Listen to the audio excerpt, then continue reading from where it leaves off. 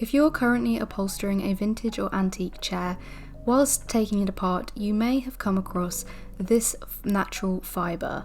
This is horsehair. Horsehair was commonly used in furniture as stuffing from the 16th century all the way up to the 19th century, and even today in restoration projects.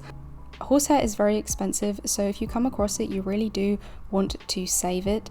Originally, it comes from the tail and mane of the horse and can sometimes be mixed with other animal hair such as hog hair. Now, in old chairs, you may come across all sorts of different materials such as moss, straw, coconut fibre, or even kapok, which I found, which is a plant fibre, fluffy fibre, that filled the backrest of this particular chair. So you want to make sure that when you come across these materials in your antique pieces, that you really want to save them. This chair is from the 1950s and is just on the cusp of when manufacturers started to produce foam, and that became the more favoured material. So if you're taking apart a chair and think, should I bin this? Should I just get clean one? Should I buy some fresh horsehair or some fresh foam? No, you can reuse this and wash it. It's very, very simple to do, even in this state where mine was very mouldy, stinky, and just nasty. You can reuse it to make it fresh again. So really all I did was I just filled up a bucket of water. I used cold water, filled it with soap, a little bit of bleach, just to make sure if there was any bugs or fleas or anything like that, that it was killed off.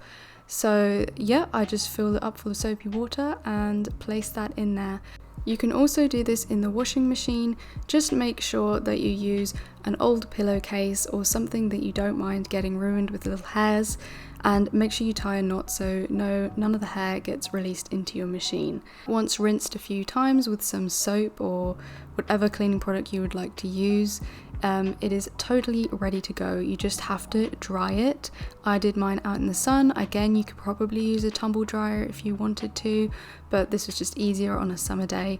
And here you have your finished horsehair, all clean and dry. Of course, if your chair is just missing large amounts of horsehair and you just need a little bit of a replacement, you should ideally match it to the material instead of just completely replacing with foam. But fortunately, I didn't have to do that with this project. By going through this extra step, you're not only saving money, but you're also restoring the value of your chair. Because whenever you go to sell your chair, or you just want to know the value of it, the value will be much higher if you use the original materials than it would be if you had replaced with modern foams, etc. Because collectors and buyers of antique furniture really do want the original article. They want it cleaned up and fixed, but they don't want the original materials not matching what they were back in the day. So that's another benefit of doing this. You will increase the value of your chair at the end. So this is a crucial step if you want a true restoration project and are keen to keep the history and life of the original chair intact. Another benefit to reusing horsehair and any natural fibres that you find in your chair is that generally they are always antimicrobial, anti-allergy, antibacterial.